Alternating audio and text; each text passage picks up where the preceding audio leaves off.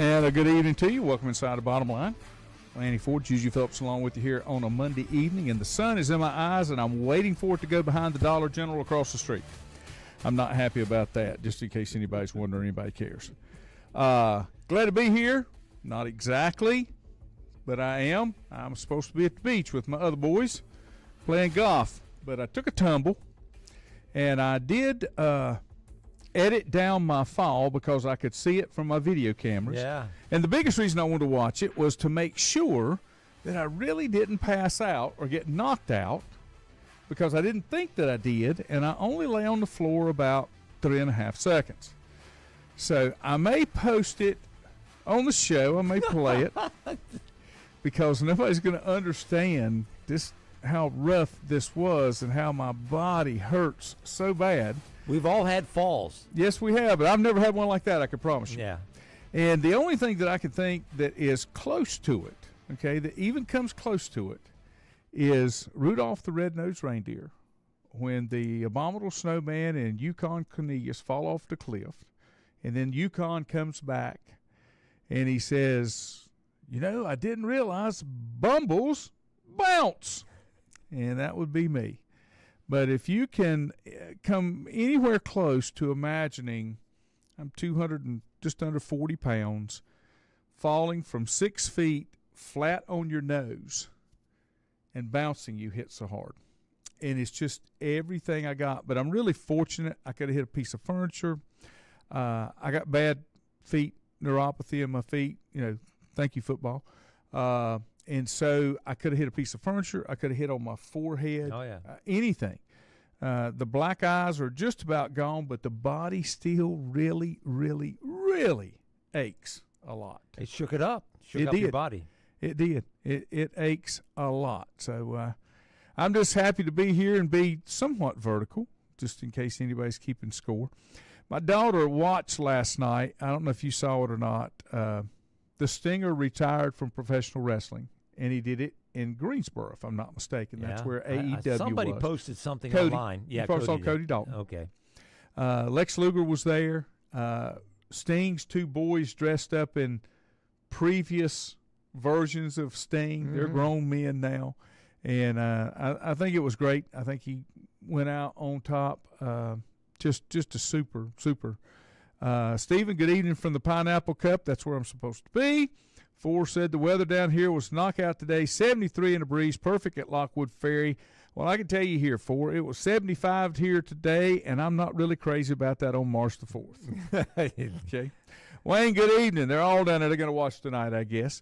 Mikey, good evening to you as well. Glad to have you guys with us. Now, they have it up on the big screen, do you I think, don't or they're know. all carrying their phones and watching it? I don't know. I may see if I can load the video. It's not, but I've edited it down to about 25, 26 seconds, and it's I can't watch it much. I guess I'm getting more used to it now, but I hurt every time that I watch it when I go down.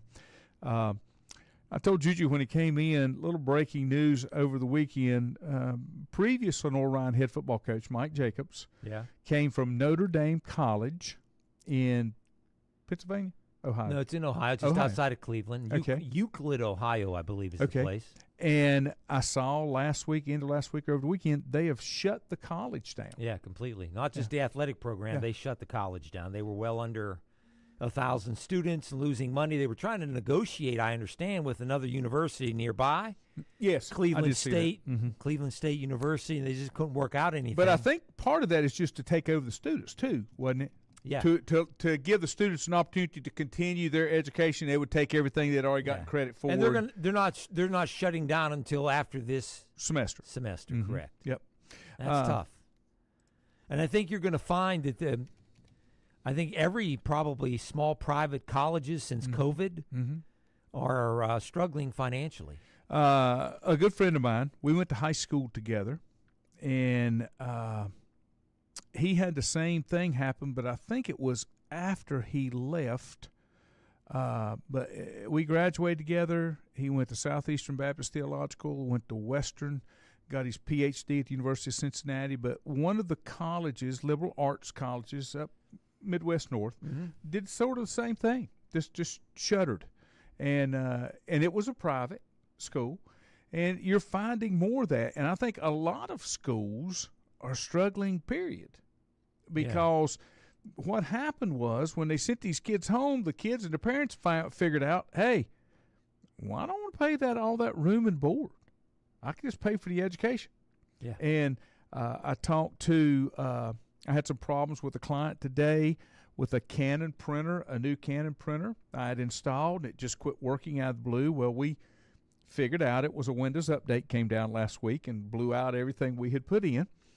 But I called Canon for support. The guy that I talked with was in Chesapeake, Virginia, and he works from home. He said the pandemic sent us all home, and he said now they're sending more and more people home because they figured out they don't need the offices. Yeah. And this remote learning at that level, Yes. and the remote working, you don't have to have the infrastructure. You don't have to have the offices. All of those type things, companies have figured out, hey, we were spending a lot of money and don't know what we were getting for it. Yeah. And I think what's happening, especially with some of these colleges, there were a lot of college kids that went away from COVID and didn't come back. Still going to school, Yeah. but they just didn't come back to live on campus. I Did think- Lenore Ryan have some of that? Yeah, they did. I think they lost anywhere from 300 to 400 students. And that's 25% maybe of their enrollment, total enrollment of about 1,500, between 1,500 and 2,000.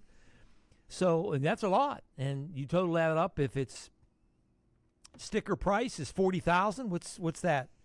We're talking several million, right? Yeah. So that economic impact is pretty bad. And I don't know if they got those students back yet. They got some new programs where they're welcoming in junior colleges and community college kids, trying to help them live on campus. But again, it's a struggle because of the competition. You now have Appalachian right down the road as well. And because now you've got Appalachian State University Hickory campus. Yes, Hickory campus. Not just a satellite thing. Yeah. This is the Hickory campus. This is their second attempt to do that. They Yeah, used to but be this at is the a- old not Sky City, but Well, what down became off of 70. All right, that became continuing ed. Yes. East Campus for CVCC. My Yes. wife just told me she spent the afternoon up there moving stuff out because the county has taken that building back over. It's no longer part of CVCC. Oh, okay. So when I got my master's, first year, we were in what's called the East Wing, which is the wing that was closest to Startown. Yeah. We'd meet there on Friday nights and Saturday mornings through Appalachian. This is get my master's through Appalachian. Both years. And then after I finished my master's, I thought I wanted to be a doctor. Dr. Ford. That's Dr. it. I Ford. told my children they would call me Dr. Daddy if I went and got my doctor. Paging Dr. Daddy. It would be an EDD, not a PhD, because that's what Appalachian had. But they had an intermediate step called an EDS, Educational Specialist, which was halfway to a doctorate. It was more than a master's and halfway to a doctorate. So, I'm sorry, that was the West Wing. Thank you, honey. So, when I started that program, it was at the East Campus. They had moved the Appalachian classes out of main campus down to what used to be the old Sky City. I mean, what you're talking about, behind not Tractor Supply, but Northern Hydraulics. Yeah. And that's past Skateland and all the way down there on the right. Yes. Yep, but they had moved the Appalachian programs down there. But then now they'll be at that's the old Comscope building. Is that right? Corning building? Corning building. So much fiber, so little time. There was, I think their first semester. Nichols. It was Nichols. Nichols, that's right. Thank Nichols. you, Mikey. Very good. I bought a slalom ski from Nichols when they went out of business back It's in the day. amazing what you can remember. Sky City was more towards Hickory. That's right. Nichols was down there by, what was that other store? Brindle's. Brindle's, that's the one I'm thinking of too, yeah. Brindle's was like service merchandise. Do you remember service merchandise? I do not. Hickory had Brindle's. Gastonia had service merchandise. Same thing. You had a catalog, and it showed you the price, and then you could read in the code what the real price was if you went there and bought it. Okay. But I remember Brindle's. Yeah. Liked Brindle's a lot. Yeah, they were pretty popular back That's in the where day. Tractor Supply is now, in the old Yes. Brindle's building. Yes. Yeah. But Well, yeah, we were down a rabbit hole. We did go down a rabbit hole, but Yeah. I think competition, it's like you said, the kids have more options nowadays, and if you're going to remain viable as a small school or any college, I think Ford would probably say that the way the population was, there was a big glut of whatever generation that is, that a bunch went to college, and now there is a shortage of people going to colleges and universities and helped by COVID and whatnot. And then you took the ability to not have to go on campus, and it's a double whammy. Yeah. You don't have that glut coming through. So how do you get people on campus? Do you provide programs that maybe let me ask sororities you and a fraternities question. and clubs? Social. Yeah, social stuff. I agree. My son, Wesley, you know why he went to college? We went to CVCC. I tried to get him to do 2 years at CVCC and then transfer. He told me he wanted the university experience. So we went and got the university experience, and he got a 4-year degree, and that's fine. But that's why you do it, if that's what you want to do. That would be my point. If you want to go to Boone and experience living in the mountains, why would you want to come back to Hickory and take classes in an old furniture building? Well, the problem now is there are so many people. Well, when I was teaching community college, at Gaston College, and my wife can probably tell you more from CVCC standpoint, at Gaston, when I was there, which was early 2000s, we had more of an adult learner student, married, children, second job, all those kind of things. The old night school kind of thing. But they came during the day, and that's when they had kicked in the NAFTA stuff, where NAFTA had moved all these jobs and the government was paying to retrain. You go back to school, and I'll never forget. I'll tell this story, then I'll take a break. Because who's our first guest? We're expected to have Dr. Jerry Punch, who just got inducted. We'll get inducted into County Sports Hall of Fame, but I haven't heard back from him. He had another commitment around 6 o'clock. He said text him, but again, I'm waiting to hear back. Okay. Anyway, I had a student come in, and nothing against these folks. These were folks that had worked in manufacturing jobs, and they were coming to get retrained. And I had a student that came in, and she wanted to get her one of them there IT degrees. Had no idea what IT was, how it worked, but she knew that was pretty good money, and she thought she needed one of them. And I was advising, I don't think you want to do this. This might be a little bit more than you think. So, but there were the point I'm making is there were a lot of individuals came back to school that were not traditional college-age students. Yeah. And that's where the campus like Appalachia's got is going to help. If you're going for athletics, you're going for the extracurriculars that a college life when you're 18 to 22, 23 provides, that's not going to fit for you.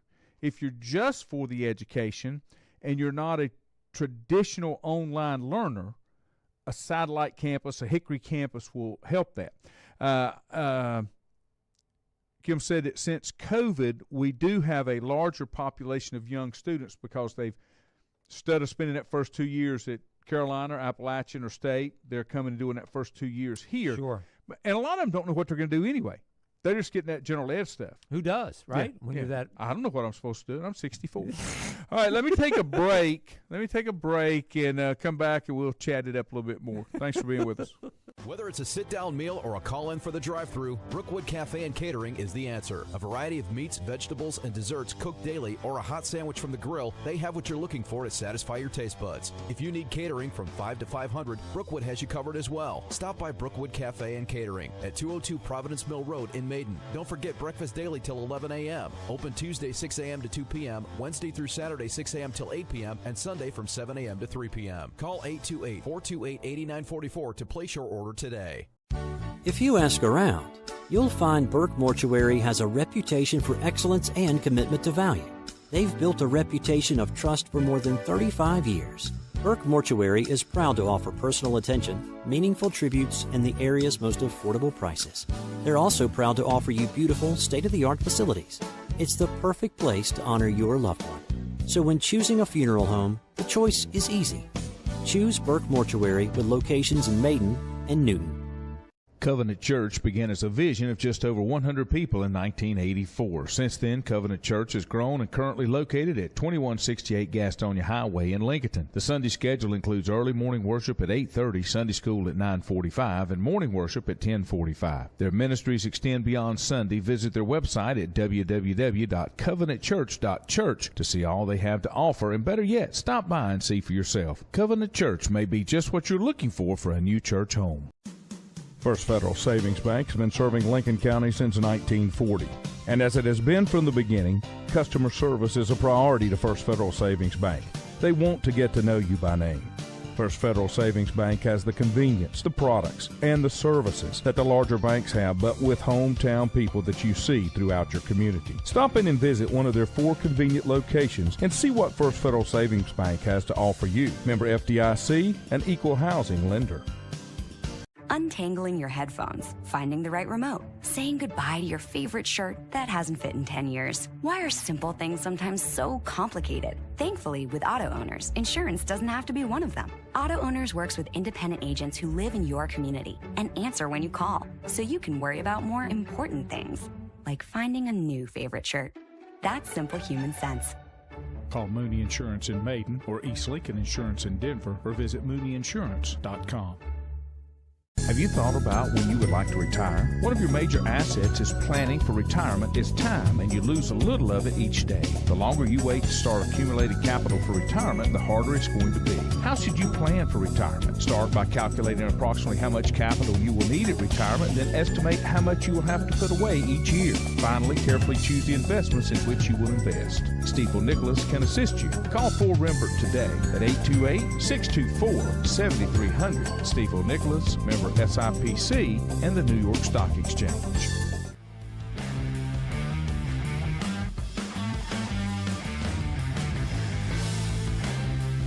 And welcome back.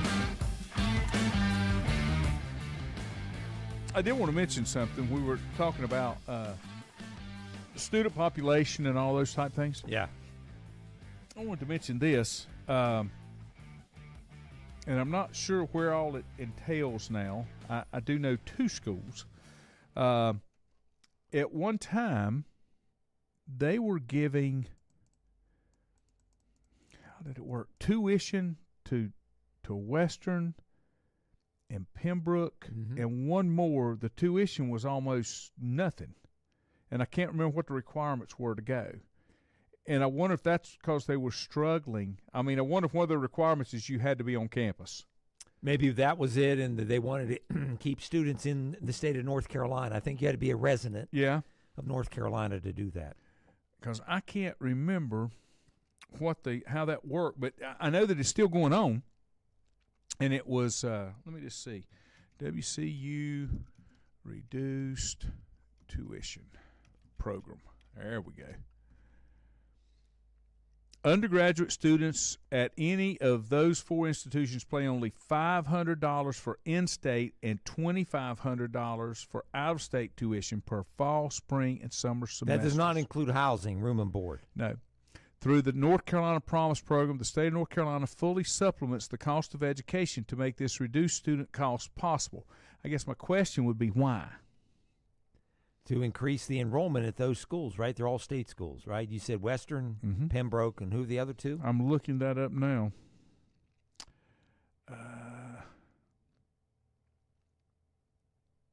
Here's the deal. Tuition for in-state is $500. Fees are $1,766. A residence hall, $3,100. A meal plan, unlimited, $2,200. Tech fees, $89. So you could go up there for $7,700 a semester. Yeah, live there. I have a former neighbor that I live by. He lived a couple of houses up from me. He sent one of his sons off to UNC Pembroke, and he ran track there. All right. Saved a bunch of money. Western, Pembroke, Elizabeth City State, and Fayetteville State. Now, well, Fayetteville State's grown pretty much because LR played them in football last year. Those last 2 are historically black schools. Right. And I'm trying to figure out, well, let's see. There's a question here. Why did it create that? I would guess what the first main reason would be to increase enrollment. Significant investment in access to higher education honors the state's constitutional commitment to make higher education available to all citizens as free as reasonably possible. It also supports economic development in the state by helping North Carolina meet demands for a well-educated workforce, increasing recruitment of high-performing out-of-state students, and decreasing college indebtedness. That's gobbledygook there. That's educational language, jargon, whatever. My question is, why aren't you paying that same thing for everybody? Yeah. Because you're not. What makes those special, except they may not have the, as you said. If you know the history, and I know just a little bit of it, when you talk about education, K through 12 in North Carolina, they're, in terms of pay and whatever, the education is, the bottom 10, 15%. Mm-hmm. But when you get to higher education, North Carolina has more options and more facilities and better schools and universities than most states. Mm-hmm. When you go from junior colleges to small liberal arts colleges, private schools, state schools, the higher education is up here, while the K through 12 is kind of down here. You'd want to almost like have it like that, right? You want to be top 10, top 20% in K through 12, paying your employees, paying teachers.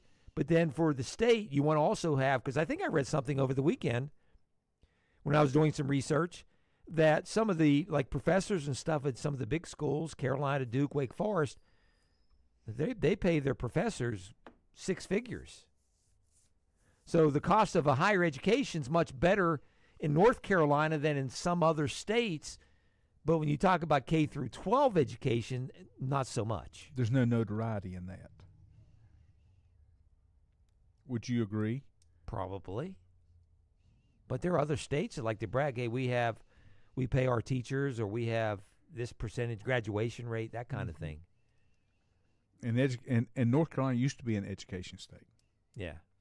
Let me switch gears. The Broncos are cutting Russell Wilson and taking an $85 million dead money hit. And he is not going to the Steelers. I can tell you that right now. I'll bet my Not house. even for free? No. Okay. Well, he So who will pick him up? He doesn't fit their profile. How about the Raiders? How about the Raiders? You would pay Denver or play Denver twice, and just say the Raiders beat Denver. Denver's going to be paying Russell Wilson his money to beat him twice in a season. I think the Raiders would be a good fit. Now they're going to take Atlanta. They're going to take an $85 million hit in dead money over the next two seasons. Is that 85 in both seasons, or 85 over the two seasons? 42 something. Yeah, it's 42.5. Wow. They're paying him not to play for them. Yeah. Because it didn't. I mean, that's the worst contract that you can imagine in the NFL. So, let's see. And he wants to be a starter. Is he one of the 32 starters next year? No. Well, it depends on who needs it. He's not going to sign with it. I mean, he gets to sign. He'll sign a minimum deal, which is $800,000, $900,000. So, to be a backup? Okay, so if he signs with somebody, does that affect his guarantee? No. Okay. He's going to get his money no matter what. He gets his money no matter what. So somebody can pick up Russell Wilson on the cheap if they want him. Yeah. But he has some stipulations. He wants to be a starter. I'm not so sure he's a backup. I don't think he wants to be a backup. But if you, again, look at the tape, and if you go back and look the way he's played the last couple of years, is he one of the top 30 or 32 starters in the NFL? How much does it depend on how the offense is constructed around him? Yeah. Well, I mean, if you think of Denver and their coach, he had a small, short kind of quarterback like Drew Brees. He made it work for many, many years. Mikey said maybe Saints. No, they got Derek Carr. I doubt it. I'm guessing it's going to be the Falcons or the Raiders. Mike said, hey, Mike, I believe Wilson's best days are behind him. He's Probably. a backup at best. He's a backup, I think, but I don't think he realizes it yet. But again, if you're getting paid all that money, I'd go be a backup somewhere. I've always said if my body had held out, I'd have been okay being a practice squad player for $100,000 a year for a half a season. Yeah. That's more money you can make in a real job and still get an opportunity to be part of it. Yeah. I mean, to me. And when you look at the NFL last year, starting quarterbacks, there were, 60-some guys that ended up starting a game. So he'll play eventually. Somebody will get hurt. Somebody will be ineffective. The most I guess, how do I phrase this? The quarterback that's probably generating the most interest. Do you know who that is? Justin Fields. No. Basically, what I heard today is Justin Fields has no market in the NFL. Nobody's really interested. At the price the Bears want, right? I'm just hearing nobody's interested. They don't like what they've Adam seen. Schefter reported it was going to be the Steelers over the weekend. I about wrecked my car when I heard him say that. And then he said it on not a podcast, but on one of the morning shows on ESPN Friday. And then they were all over it on in the NFL Combine this weekend. He's no more coming to the Steelers than you or I are going to go play in the NBA. Here's the name that's generating the most interest. Kirk Cousins? Kirk D. Cousins. And he can't walk. Well, how do you evaluate the Achilles? Yeah. That's the question. That's correct. If anything, I think he goes back to Minnesota. Minnesota may draft a quarterback as well. Or move up. They have a high draft pick, and have those two. I just don't. And he's not cheap. He's expensive. Yeah, he's played there for a number of years. He knows the system. Kirk Cousins does. So why would he want to go anywhere else? He's made enough money. He's made over $200 million, I think, in his career. And that's enough money. That's enough money. He said that. He said, I've made enough money. I just want to try to win now. Go someplace and win. Mike is going out on line here, and he says college quarterbacks like Fields don't translate to the NFL. I believe the kid from Southern Cal will be another one, Caleb Williams. Perhaps. Mike, I'm going to break your heart. I don't think your boy from Carolina is going to be what they think he's going to be either. Drake May. Do you follow Joel Klatt? The guy, like Joel Klatt. Okay, so I did too, but I heard his podcast a week ago, and he was doing an NFL draft podcast on the quarterbacks, and he said there will be 6 quarterbacks picked in the first round. Do you know who the most impressive at the Combine was? It was McCarthy. Yeah. But there's no way that there's going to be 6 quarterbacks in the first round this year. He said, now here's the other thing that threw me off. Joel Klatt now, Fox guy, does the Big Ten games. He said this is the best quarterback class since 1983. Some people say that, and some people say it's not. They're crazy. Elway, Kelly, Marino, those 3. Mike did agree. He said, I've said that from day one. He don't think that Drake May's going to be what people think he's going to be either. What will he be, though? Serviceable, a middle-of-the-road starting franchise quarterback, but he's not going to elevate. He's not going to be a top 5.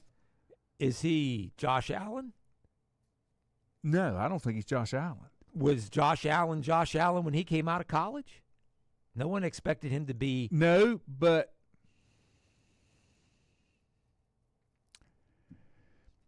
Drake May and Carolina quarterbacks are almost like Ohio State quarterbacks and Alabama quarterbacks. They just can't seem to make it in the NFL. They have to. Yeah, you're right. Trubisky. Yeah. Sam Howell. Sam Howell did okay.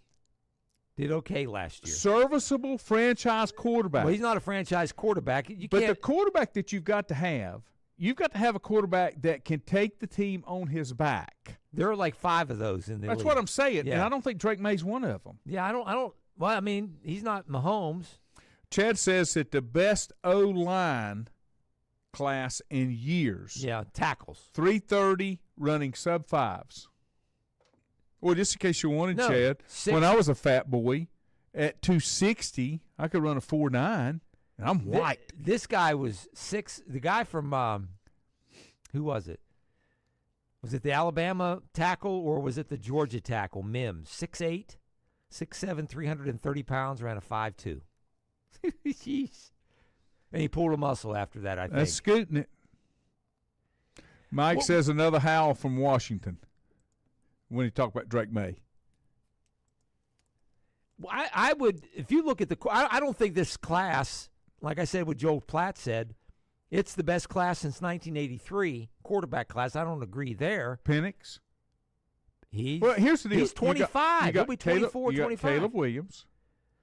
You got Jaden Daniels, Drake May. He would be the prospect. I'd J.J. look in. McCarthy. Yeah.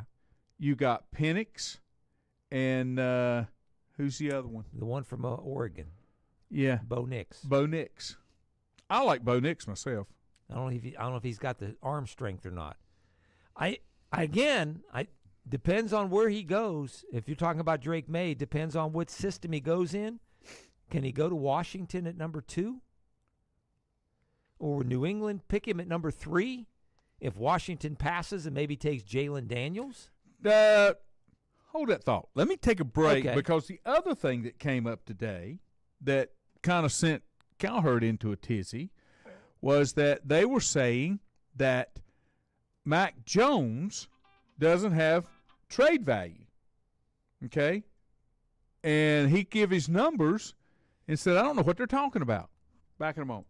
Whether it's a sit-down meal or a call-in for the drive-thru, Brookwood Cafe and Catering is the answer. A variety of meats, vegetables, and desserts cooked daily or a hot sandwich from the grill, they have what you're looking for to satisfy your taste buds. If you need catering from 5 to 500, Brookwood has you covered as well. Stop by Brookwood Cafe and Catering at 202 Providence Mill Road in Maiden. Don't forget breakfast daily till 11 a.m. Open Tuesday 6 a.m. to 2 p.m., Wednesday through Saturday 6 a.m. till 8 p.m., and Sunday from 7 a.m. to 3 p.m. Call 828-428-8944 to place your order today.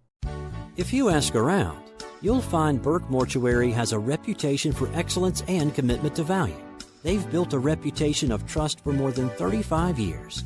Burke Mortuary is proud to offer personal attention, meaningful tributes, and the area's most affordable prices. They're also proud to offer you beautiful, state-of-the-art facilities. It's the perfect place to honor your loved one. So when choosing a funeral home, the choice is easy. Choose Burke Mortuary with locations in Maiden and Newton. Covenant Church began as a vision of just over 100 people in 1984. Since then, Covenant Church has grown and currently located at 2168 Gastonia Highway in Lincoln. The Sunday schedule includes early morning worship at 8:30, Sunday school at 9:45, and morning worship at 10:45. Their ministries extend beyond Sunday. Visit their website at www.covenantchurch.church to see all they have to offer, and better yet, stop by and see for yourself. Covenant Church may be just what you're looking for a new church home. First Federal Savings Bank has been serving Lincoln County since 1940. And as it has been from the beginning, customer service is a priority to First Federal Savings Bank. They want to get to know you by name. First Federal Savings Bank has the convenience, the products, and the services that the larger banks have, but with hometown people that you see throughout your community. Stop in and visit one of their 4 convenient locations and see what First Federal Savings Bank has to offer you. Member FDIC, an equal housing lender. Untangling your headphones, finding the right remote, saying goodbye to your favorite shirt that hasn't fit in 10 years. Why are simple things sometimes so complicated? Thankfully, with auto owners, insurance doesn't have to be one of them. Auto Owners works with independent agents who live in your community and answer when you call, so you can worry about more important things, like finding a new favorite shirt. That's simple human sense. Call Mooney Insurance in Maiden or East Lincoln Insurance in Denver or visit mooneyinsurance.com. Have you thought about when you would like to retire? One of your major assets is planning for retirement is time, and you lose a little of it each day. The longer you wait to start accumulating capital for retirement, the harder it's going to be. How should you plan for retirement? Start by calculating approximately how much capital you will need at retirement, then estimate how much you will have to put away each year. Finally, carefully choose the investments in which you will invest. Stifel Nicholas can assist you. Call Ford Rembert today at 828-624-7300. Stifel Nicholas, member SIPC, and the New York Stock Exchange.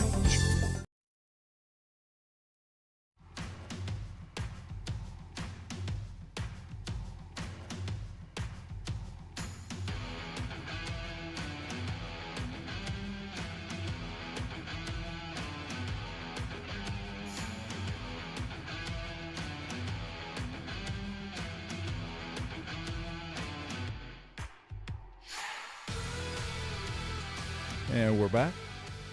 Now, we're supposed to have a guest at 6:45. Yeah, the head women's basketball coach at LR, Graham Smith. Okay. Will join us. Talk about his team. Had a great year, 20 wins. He called us. We called him. We are calling him. Okay. Let me go back and give you the Mac Jones, not Daniel Jones. Don't confuse the two.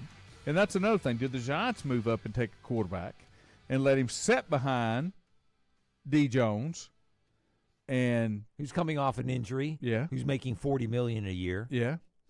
A lot of teams still have quarterback questions. Dan Orlowski says that Belichick deserves some significant amount of blame for Mac Jones' poor play because he just didn't handle it right. But here's his develop numbers. him.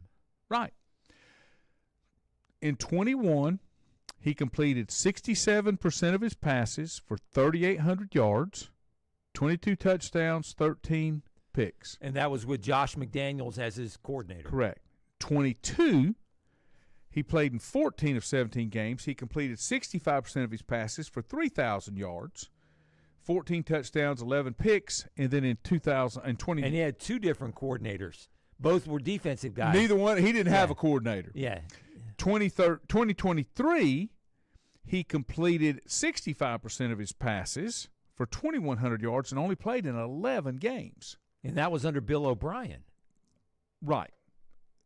So does he have value with somebody else? 6'3", 220.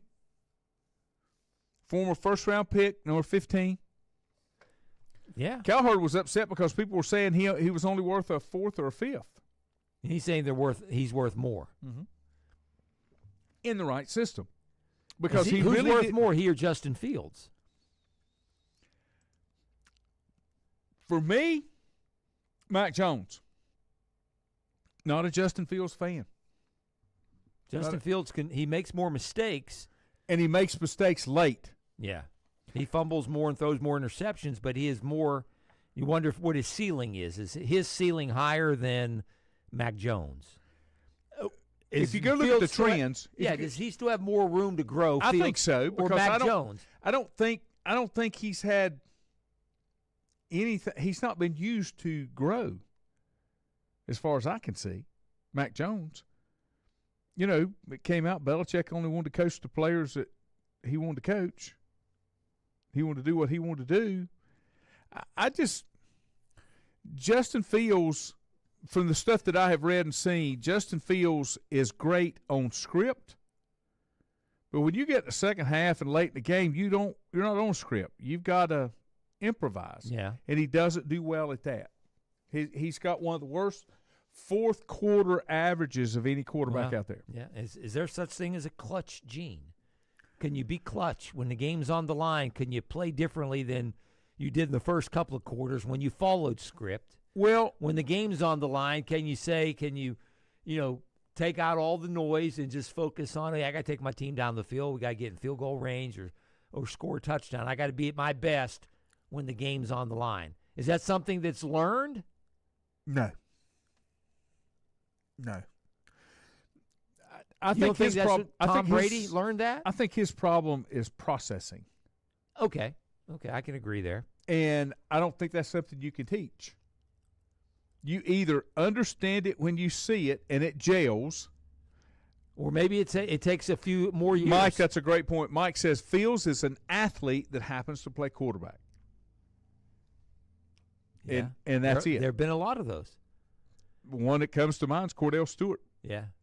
But I just haven't been in – and I don't know enough about Chicago's system and staff. They've changed so much. To know that Fields has really had an opportunity to grow. You know the last time the Bears had an all-pro quarterback? Sammy Baugh. No, he played with the Redskins. No, okay. It was during his time, yeah. Okay, who was it? Sid Luckman. Sid Luckman. Yeah. I knew it was in 1941 is the last time they had an all-pro quarterback. And you really don't count Jim McMahon because that just happened. Yeah, he had one or two good years, but he wasn't an all-pro quarterback. And he wasn't the reason they won the Super Bowl. No. It was the defense that won the Super Bowl. But they have not developed any outstanding quarterbacks. You got to go back before World War I. Who has? Who has? Well, think of the Bears. They haven't had one in 80 years. Look at the Packers. You had Bart Starr, okay? This is in the mid-'60s. Then you had Favre. Then you have Rodgers, and this Love guy's not too bad either. That's 4 quarterbacks in 60 years. What's the difference? What's the big difference about all of those? And I don't know how Starr started out. Patience. patience. You don't rush your quarterbacks. That's correct. All of those quarterbacks, Favre came from Atlanta. Yeah, you got him in a trade, and they sat him. So he was a backup in Atlanta. Yeah. So he had time to learn. Aaron Rodgers had time to learn. Yeah. Jordan Love has had time to learn, and it makes a difference. Yeah. How many? Yeah, but I mean, they've had Even the Patrick greatest run. Patrick Mahomes had a year to learn. Yeah, under Alex Smith. He played behind Alex Smith. Yeah. I think that's the biggest change we've seen in the NFL. That the most important position, there's a rush to get him out there. Well, because it's because people feel like I have spent all this money and this draft capital. Yeah. This guy's got to provide, got to go now.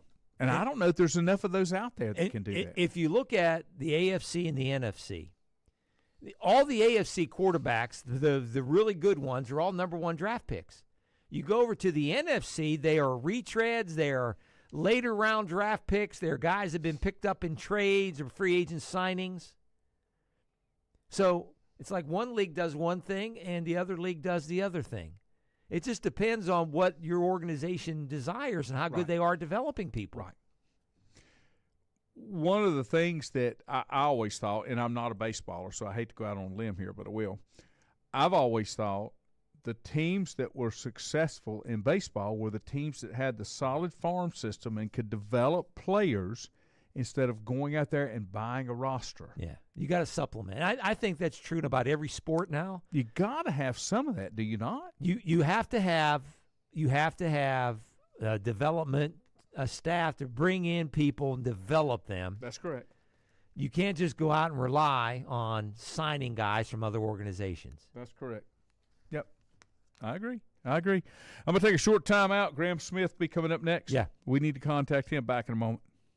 Whether it's a sit-down meal or a call-in for the drive-thru, Brookwood Cafe and Catering is the answer. A variety of meats, vegetables, and desserts cooked daily or a hot sandwich from the grill, they have what you're looking for to satisfy your taste buds. If you need catering from 5 to 500, Brookwood has you covered as well. Stop by Brookwood Cafe and Catering at 202 Providence Mill Road in Maiden. Don't forget breakfast daily till 11 a.m. Open Tuesday 6 a.m. to 2 p.m., Wednesday through Saturday 6 a.m. till 8 p.m., and Sunday from 7 a.m. to 3 p.m. Call 828-428-8944 to place your order today. If you ask around, you'll find Burke Mortuary has a reputation for excellence and commitment to value. They've built a reputation of trust for more than 35 years. Burke Mortuary is proud to offer personal attention, meaningful tributes, and the area's most affordable prices. They're also proud to offer you beautiful, state-of-the-art facilities. It's the perfect place to honor your loved one. So when choosing a funeral home, the choice is easy. Choose Burke Mortuary with locations in Maiden and Newton. Covenant Church began as a vision of just over 100 people in 1984. Since then, Covenant Church has grown and currently located at 2168 Gastonia Highway in Lincoln. The Sunday schedule includes early morning worship at 8:30, Sunday school at 9:45, and morning worship at 10:45. Their ministries extend beyond Sunday. Visit their website at www.covenantchurch.church to see all they have to offer, and better yet, stop by and see for yourself. Covenant Church may be just what you're looking for a new church home. First Federal Savings Bank has been serving Lincoln County since 1940. And as it has been from the beginning, customer service is a priority to First Federal Savings Bank. They want to get to know you by name. First Federal Savings Bank has the convenience, the products, and the services that the larger banks have, but with hometown people that you see throughout your community. Stop in and visit one of their 4 convenient locations and see what First Federal Savings Bank has to offer you. Member FDIC, an equal housing lender. Untangling your headphones, finding the right remote, saying goodbye to your favorite shirt that hasn't fit in 10 years. Why are simple things sometimes so complicated? Thankfully, with auto owners, insurance doesn't have to be one of them. Auto Owners works with independent agents who live in your community and answer when you call, so you can worry about more important things, like finding a new favorite shirt. That's simple human sense. Call Mooney Insurance in Maiden or East Lincoln Insurance in Denver or visit mooneyinsurance.com.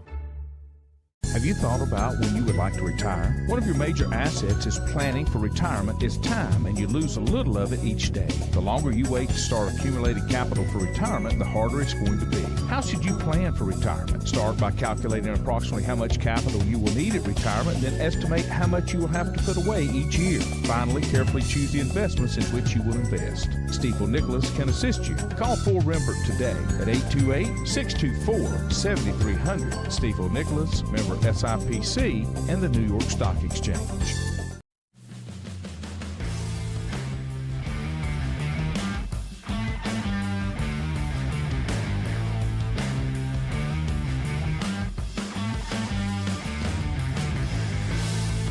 And welcome back. Glad to have you here on a Monday night. Finally got dark 30 outside. Of course, that's not going to last long. Time changes Saturday night. Spring forward. Go ahead and get ready for it.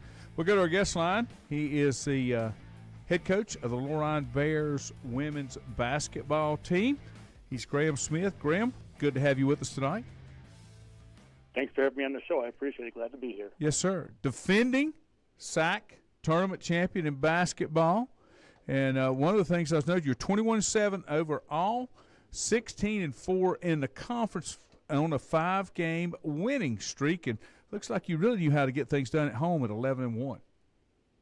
Yeah, we, one of the things we talked about from day one, first team meeting was protecting home court. And we wanted to try to win at least 75% of our home games. And obviously we definitely outdid ourselves and accomplished that goal. But I'm a firm believer in winning starts at home and use that momentum to carry you back on the road. And we've done our job at home for sure. You always have to protect that home turf if you don't do anything else. And did I see you had 3 players that were named All-Conference? Yes, sir. Yeah, so the All-Conference awards came out today, and we had 3 players named to All-Conference. Blakely Crooks was named to the first-team All-SAC for the second consecutive year. Emily Harmon was named second-team All-Conference, and then Mykeva Jones was named third-team All-Conference. This is, I think, the first year since 2013-14 where we've had 3 players named All-Conference, which is pretty special. And Crooks is a local product out of Morganton.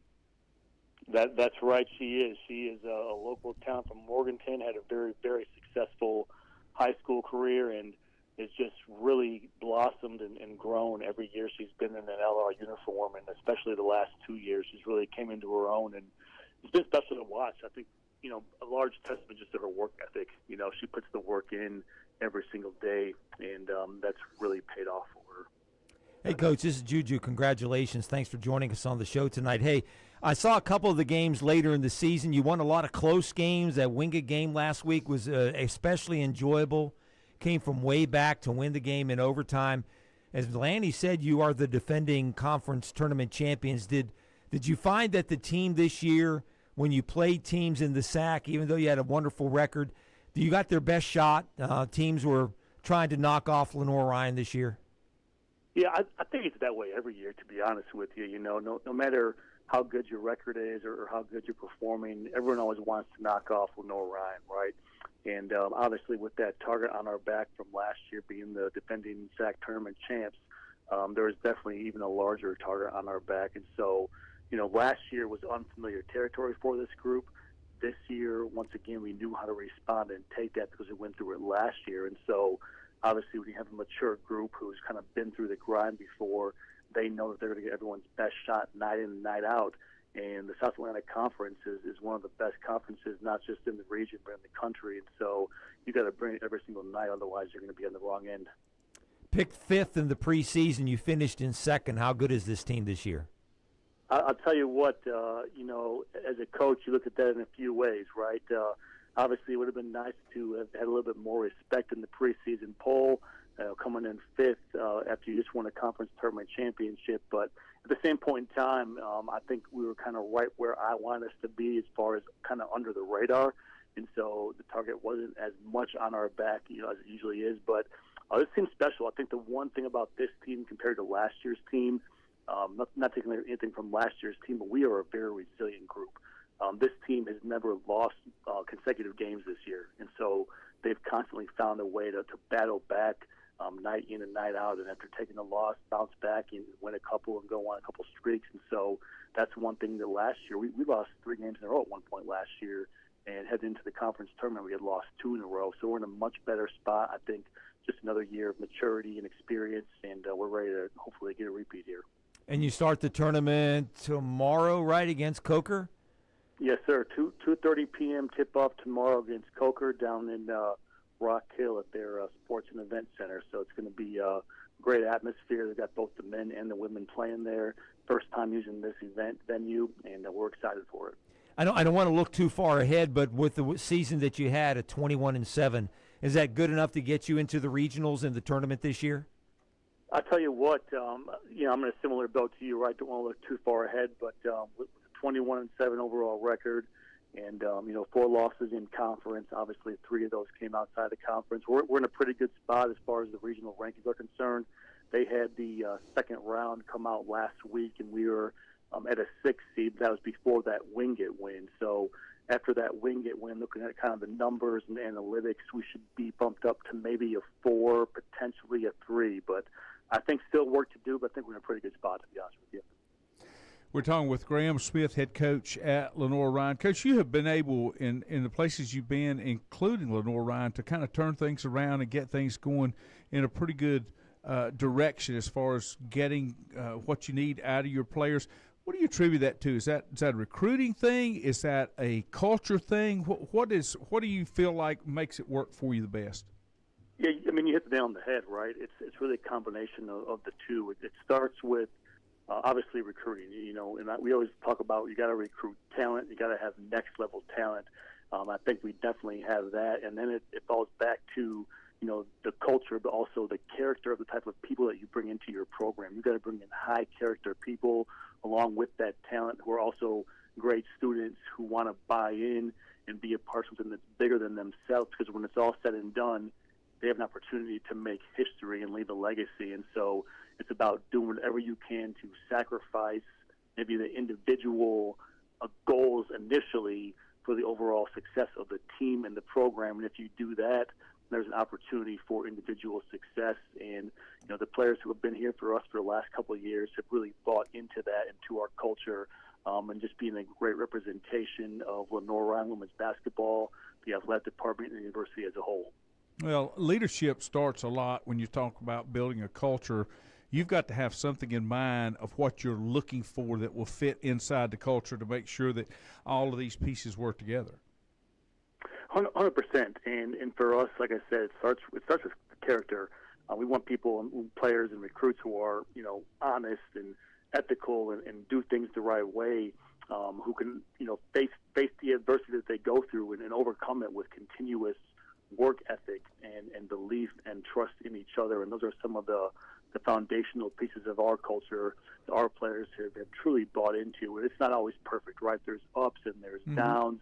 And, you go through the challenges and the adversity, but when you continue to fight through it and stay focused on the overall team goal and team mission, it's pretty special what can be accomplished. I think this group's done a great job of displaying that. Awesome. Coach, thanks for joining us. Good luck with the tournament. Hopefully we can chat with you next week and talk about moving on to bigger, better things. Yes, I appreciate it, guys. Thanks for having me on. Thanks, Thank Coach. you, sir. We appreciate it. Graham Smith. And big day for them. I'll let you take over, and I'll dial the phone. How about All right, so we still got another special guest. We were going to talk with Dr. Jerry Punch, one of the 5 new members that are going into the Catawba County Sports Hall of Fame, the new class that will go in and be officially enshrined or inducted on May 13th, which is the day after Mother's Day.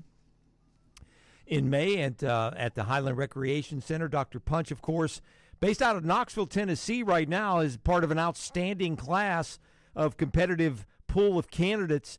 He's a sportscaster, has been an analyst, worked for ESPN, one of the best in the country. Everybody knows him in NASCAR, but he did college football for a number of years at ESPN. He's has some interesting stories to tell. I didn't realize this until did some bio on him, that he was, for 27 years, he covered more Indianapolis 500s for ESPN than any other broadcaster in ESPN history. So we're expecting to hear from him. Very versatile broadcaster. If we can get a hold of him, we'll have him next week. Oh, okay. Okay, so again, Dr. Punch, along with longtime official Bill Klein, part of that crew. The Maiden High School football team is the team of distinction. Ryan Hill, who is a 10-time All-American cross-country runner at Hickory High School, is part of that class as well. Frank Pate, longtime baseball coach, college baseball coach at CVCC, Lenore Ryan, and Caldwell Community College. All those guys are being enshrined. Eddie Clark, who is the retired wrestling coach at Newton Conover, won a state championship. Outstanding class for 2024. Again, they'll be inducted coming up in May 13th, and we have Dr. Punch on the line. We're going to talk with him and get his thoughts on being inducted or being announced as part of the class of 2024. Dr. Jerry Punch, thank you for joining us. This is Juju. Hey, tell us how you heard about the news and what was your first reaction when you got the call to go into the Catawba County Hall of Fame. Well, one of the members, Frank, called me from to let me know, and I'm just over the moon, thrilled, excited, honored, to be a part of this class and to join so many great friends over the years that have been there. My brother included, that's in the Hall of Fame, and the Jarretts, Ned and Dale.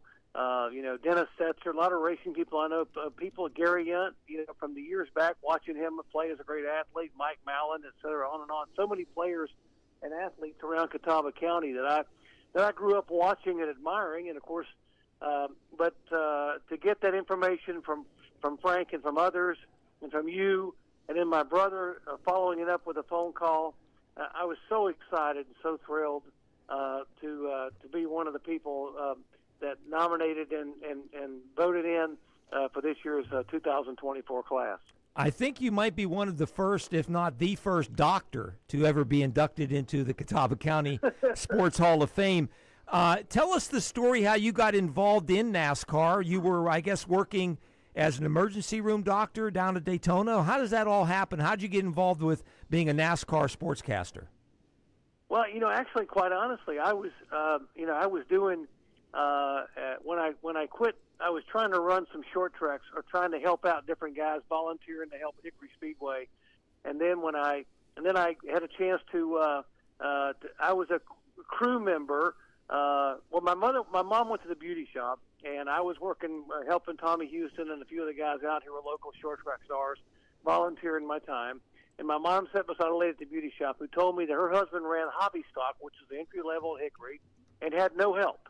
They had a little boy that was 4 or 5 years old, and it would help out in the barn, but he was basically by himself. And so my mom volunteered me to come over and help him. I went over there.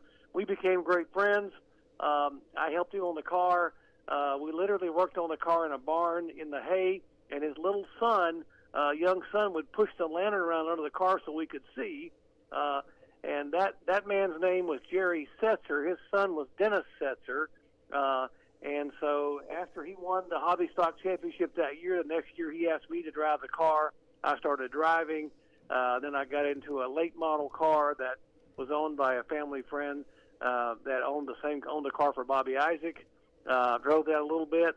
Went off to medical school. Couldn't race in medical school. We actually loaned the car that I had been racing to a friend of Bobby Isaac's, and he flipped it at Charlotte. So the best thing that happened to me was I had to focus on med school. Ned Jarrett, who was a promoter at Hickory Speedway, said, "Why don't you come up and work here on Saturday nights? Work beside me in the tower, and you'll run the scoreboard and electronics and stuff while Ned does the announcing." One night, Ned was going to be gone at Darlington getting an award, and he had hired, I think, Barney Hall to come in because it was a big ladies' night crowd at Hickory Speedway. Well, Barney got the dates mixed up, and there was no one there. And Ned's son, Dale, comes up the stairs, and it's funny because Dale's not that much younger than I am, but, he's always such a good athlete. But back then he was very shy. He said, "I'm not going to talk to you. You basically got to do it because you sit beside Dad every Saturday night. You sort of know what he says and does." And so by default, they handed me the microphone. I started talking. And then, of course, Dale went on to become one of the great, analysts in sports and auto racing and back then. But I started talking, and Ned said, Ned came back the next day and apparently got reports that I had done okay. He said, "Why am I killing my voice on Saturday nights when you and I could be sharing this?" And then Ned convinced MRN to put me on radio doing some races with him on the Saturday shows, and then I got a chance to go Sunday, and the MRN people are the ones that stood up and to the television networks and offered me a chance to do TV. The funny part is that my big break came when the executive vice president of ABC in New York called NASCAR's vice president Jim Foster and said, "Hey, we're bringing Wide World of Sports down to do the Pepsi 400, and we're bringing our legendary Keith Jackson down to host that race. And Keith thinks he knows racing because he grew up in Georgia, but he really doesn't. So we need someone to sit with Keith and that knows the racing, that can connect with the community and the people at home, and can explain it." And so Jim Foster, NASCAR's vice president, says, "Well, we got just a guy. We got a kid that grew up in the Carolinas, building race cars, racing short tracks. Half the guys running in this race here are his personal buddies that he grew up racing around." And said, then he went off to college, and then he went off to medical school. So he's a medical doctor. So he's what we call an educated redneck. So and the guy from ABC said, "Perfect. That's the guy we want." So next thing you know, I'm standing beside Keith Jackson doing Wide World of Sports, and that led to ESPN. And I just got lucky, very, very fortunate. I was going to ask you who your mentors were. You mentioned about every one. Most of them are in the Catawba County Sports Hall of Fame, from Tommy Houston to Ned and Jarrett's, Andy Petrie, Mike Beam, all the guys, the Setzers that you mentioned. When you did NASCAR for so many years, I didn't realize that you did the Indy 500 for 27 years, and that's the longest of any other sportscaster. What did you enjoy most? Did you enjoy doing the racing side of it, or did you enjoy doing college football, which you did for a number of years? Yeah, it's a great question, Juju, because there were a lot of people in the Midwest who were just big diehard football fans who didn't know I did auto racing. And then vice versa, there are people who are diehard auto racing fans in the Southeast who didn't know I did college football. And of course, but it's funny. I loved auto racing. That's where I grew up. But having walked on to attempt to play football in college a little bit, again, and the key word is attempt. But I loved being on the sidelines. So I started auto racing in February in Daytona. But by the time August rolled around, I'm ready to do some football games. So because I couldn't do Saturday and Sunday games because of NASCAR, ESPN was starting up what they hoped would catch on, called Thursday Night Primetime College Football. So I did that. I started out with Mike Patrick and Joe Theismann, and then the next thing you know, we had Brad Nessler and Gary Danielson and me. I was a sideline guy, and then it became Ron Franklin and Mike Gottfried and myself. And then once we started doing not as many NASCAR weekends, I could go and do Saturdays as well. And they even moved me in the booth, started doing play-by-play on ABC's Big 12 package. So I had Terry Bowden as my analyst, and I was calling all kinds of great ball games. So I've been very blessed. But to answer your question, I loved them both. By the time football season was over in December, I'm ready to get back to racing. And by the time I got to August, I'm ready to do football games. And, and there are so many drivers who love college sports. I mean, I remember I would do a Thursday night game. I'd get to the track early Friday morning. I'd read out of the racetrack, and Davey Allison would be one of the first people to meet me because Davey was a big Auburn fan. We'd talk about, I watched the game last night, Doc. Tell me about so-and-so and so-and-so. Or, Sterling Marlin was a big Tennessee fan. And all these car owners who were football fans. And then I would go to the racetrack, go to the football game, and they would say, well, these coaches don't like I remember I subbed for Brent Musburger once at Michigan. That was the A game on ABC. Musburger was sick, and so the producer for that ABC game, it was the national game, said, I want a guy that I'm comfortable with, and I've worked with Doc Punch for the Indy 500 for 20 years. I want to put him in Musburger's seat for this football game. And the network brass said, okay, if you feel comfortable. So it was me and Gary Danielson. So we go in to meet with the Michigan coaches. And Gary says, before we go in this door, Doc, you got to know, Michigan, these coaches hate us. They won't talk to us. They won't give us a thing. They won't do anything for us. Well, I said, okay, well, whatever. And he said, but we just got to keep our mouth shut, and we'll be out of here in 5 minutes. So we walk in, and the Michigan head coach says, Dr. Punch, what are you doing here? And all our ABC people are smiling. He said, I'm a big NASCAR fan. I watch you guys on NASCAR all the time. And he turned his chair around backwards and leaned over and said, let's talk. What do you want? He said, tell me about so-and-so and so-and-so. And within 5 minutes, he said to me, listen, he said, I heard that guy that owns that Bristol Motor Speedway is thinking about doing a football game down there in that racetrack, and I'm a big NASCAR fan. You call me or have him call me. Here's my number. You call me, and if he's serious, I'll bring my Michigan Wolverines down there, and we'll play Tennessee's Volunteers, and we'll put on a heck of a show. And that's literally within the first 5 minutes of the meeting. And Gary Danielson, his eyes are as big as saucers, saying, "Are you kidding me?" Wow. They normally won't even talk to us. It was great. It was being on NASCAR opened a lot of doors for college football and vice versa. So I was very blessed to have done both and be a doctor during the week. I can be honest with you, Dr. Jerry Punch, for a long time, I thought, everybody has a nickname. I thought the doctor was just doctor. It's been quite a few years that I found that you really were a doctor because, different people have different nicknames. And here you are working sideline, either at a football game or at a NASCAR event, and you're thinking, DR can't be really real. Why is he working a NASCAR race? But, it makes total sense for what you've done, and you got to feel blessed to be able to do the things that you've wanted to do and experience the things that you've wanted to. Well, it's been great because of the people. Being an ER physician, I've seen about everything you could think of when I was in Florida that can come in the door. And then my focus really for many years was sports medicine. So when many of the team orthopedic surgeons and trainers became personal friends, I became a spokesperson for the National Athletic Trainers Association. So I was on committees with regard to head injuries and spearing, et cetera. Back in the early days, concussion, we were trying to rewrite the NCAA rules on the head contact, and now it's so now we've really been able to get that done. But I literally, as an ESPN sideline reporter, had such a good relationship with so many, like Jimmy Andrews, a legendary orthopedic surgeon in Alabama and Auburn, and his colleague Larry Lemack. I was doing a Florida game one night. And their best running back, Carnell Williams, was Auburn at Florida. And he gets hurt about 2 minutes before the half, and they carry him off in the locker room, and I'm sitting on the sidelines, and Larry Lemack, the orthopedic surgeon, comes out to me, and he's got this X-ray behind his back, and it's about a minute to go in the half, and he says, "Hey, you ER guys are accustomed to looking at these things with flashlights. I don't have my glasses. I'm not coming back here in the tunnel and see what you see." So I go back in the tunnel. We hold the X-ray up, and I can see he's got a fracture of the fibula, the small non-weight-bearing bone in the lower leg, just above the ankle. It's a spiral fracture, but it's going to heal. But he's done. He's done for the night. And he said, "Okay, thanks, Doc." And so I walk back out to the sideline, and it's time out, and Tommy Tuberville, who's the Auburn head coach, comes down about the 25-yard line and says, "Hey, I hear you know. How do you know?" And I said, "What do you mean, how do I know?" He said, "Well, how do you know it's a broken?" Because he's whispering.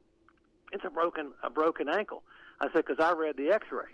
He said, "Oh, okay. Well, thank you, number one. Number two, have you said anything at all?" I said, "No, I was going to ask you when you're going to tell the team and when you're going to tell his family, because I'm not going to have them find out from me." And he said, "Thank you again." He said, "I'm going to tell the team in about a minute when we go into halftime," because he was their star running back. And I told the doctor, I said, "When you talk to his mom, you come out and let me know that she knows. You talk to her on the phone, then I will do the report." As far as ESPN's concerned, I didn't know at that point in time. But it was important for me to do it the right way. And that's why I think we had such a great relationship. So halftime's over. Doctor comes out and says, Tommy told the team, and I've just talked to the mom, and she's in hysterics. She thinks his career is over. She thought he had a big NFL career coming up, but it's over. And I said, "You tell the mom to keep watching, because after the kickoff in the second half, I'm going to explain what his injury is." So I told our producer, "I'm going to go down the end zone. After you kick it off, come to me. I'm going to talk about Carnell's injury." So I took a Sharpie, a black Sharpie. I pulled my sock down and pulled my pant leg up. I said, "Folks," I said, you Auburn fans," I said, "Carnell Cadillac Williams, left at the end of the first half, has a hairline spiral fracture of the fibula, which is a non-weight-bearing bone just above the ankle. It's right here." And I drew a little line. I said, "It's going to heal just fine. He's done for the night. He'll be out for 6 weeks or so. It'll heal up completely."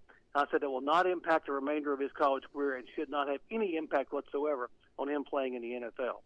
And so the guys in the ESPN truck are all high-fiving. He says, "Holy cow, what a great report. Where did you get that?" I said, "Well, I can't tell you where I got the information. I couldn't tell him I read the X-ray." So then I'm walking back to behind the Auburn bench.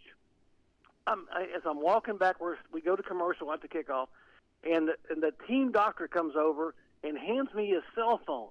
And he says, somebody wants to talk to you. So I said, hello, it's Carnell's mom. She says, thank you, Dr. Punch. I feel so much better now. Thank you, thank you, thank you. But see, no one knows why we did it that way, but that's the way you do it because that's the right way to do it. Yeah. Sure. Got to protect the ones that you can, and then make sure that everybody needs to knows exactly what it is. One final question. Coincidence, or did you really want to be at Halifax where if anything goes on in NASCAR, they go to Halifax? Well, no, it wasn't coincidence. My love for NASCAR and auto racing, I was going to be, I was at Wake Forest. I was in med school at Wake Forest, and I had opportunities to go in 3 or 4 different states. I went to Florida, and I just liked the fact that I was going to be close by, and I could walk around the hospital and go up on the 8th floor, and if I had a break, and you could look at some of the patients' rooms, you could see like 2/3 of Daytona inside the racetrack, see who was testing, and it was just convenient. And I was hoping I could get connected.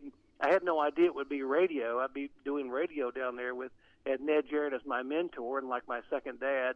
He was wonderful to me. And then the France family took me under their wing, and they would fly on the NASCAR plane. They would have one of the pilots call up and say, when can you leave? I said, I can leave here at 3 o'clock on Thursday. And I'd go straight to the NASCAR hangar with my scrubs still on. I'd put on jeans and a sport coat and jump on the NASCAR plane and take off and go to the races. And they'd fly me back on Sunday night so I could be there by 6 o'clock on Monday morning. So I was very, very blessed to be taken care of by the France family and a lot of special people that gave me a chance to do what I did. And a little-known story, I think you told me this before, Jerry, but did you do high school football, or you knew some high school football down in Florida, just outside in Bunnell, Florida? There's a story that you called up Rick Strunk, who was working for Lenore Ryan. You said there's a guy down here, a football recruit named Terrence Stewart. And you put the word out. Terrence ended up going to Lenore Ryan and became an All-American and is still the all-time leading receiver in Lenore Ryan history. And they got it all from a tip from you way back in the 1980s. Yep, exactly. T.T. Stewart, we called him. He played at Flagler Palm Coast High School. Great kid. Mom was a single parent. She had a custodial business, and she cleaned office buildings in the hospital. And then T.T. would go to football practice, and then he would meet his mom and help her till midnight, helping her clean to get all her, and then get his homework done, and then go to sleep and go to school the next day. That's the kind of kid he was. So I knew his mom. When I met him, I said, "What a great kid! This kid deserves a break." So we put together back then. This was just a basic highlight tape, which I voiced. I was doing ESPN and ABC full time back then. I voiced the highlight tape. I got on the phone with coaches I knew at Florida and Florida State. The measurables weren't there for it. Wasn't tall enough. They didn't think he was quick enough and could handle. As I started calling to the schools, and it hit me. I said, you know what? One of my best friends in high school, Rick Strunk, is at Lenore Ryan. I said, he'd be perfect at LR.